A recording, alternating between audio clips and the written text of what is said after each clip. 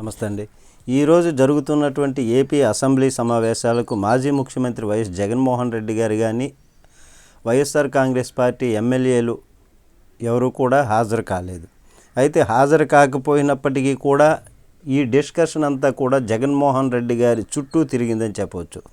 Speaker స్థానంలో ఉన్నటువంటి అయ్యన్న పాత్రుడు గారు నిన్న గవర్నర్ గారి ప్రసంగంలో జగన్మోహన్ రెడ్డి గారి వ్యవహార శైలిని వేలెత్తి చూపిస్తూ విమర్శించారు. ఆయన ఒక ముఖ్యమంత్రిగా పనిచేసినటువంటి వ్యక్తి విజ్ఞత మరచి ప్రవర్తించారు, ఇది సరైనటువంటి పద్ధతి కాదు అని విమర్శించారు.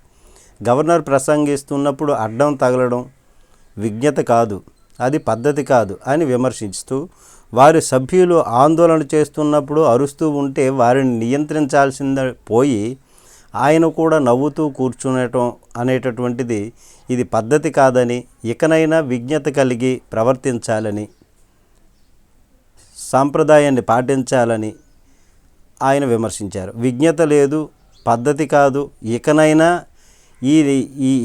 ఈ విధమైనటువంటి పద్ధతిని వీడనాడాలి అనేటటువంటి విధంగా ఆయన విమర్శించినటువంటిది. అయితే ఈ నేపథ్యంలోనే ఎమ్మెల్యేలకు ట్రైనింగ్ ఇవ్వకుండా కోట్ల రూపాయలు వృధా చేశారని సాక్షిలో న్యూస్ వచ్చిందంట. దీనిపై నందికొట్కూరు ఎమ్మెల్యే జయసూర్య స్పీకర్ గారికి కంప్లైంట్ చేశారు దీనిపైన. అయితే సాక్షిపై క్రమశిక్షణ చర్యలు తీసుకోవాలని స్పీకర్ గారు నిర్ణయించారు. దీనిపైన సభా హక్కుల నోటీసు ఇవ్వటానికి నిర్ణయం చేస్తున్నట్లుగా తెలిసింది. నమస్తే.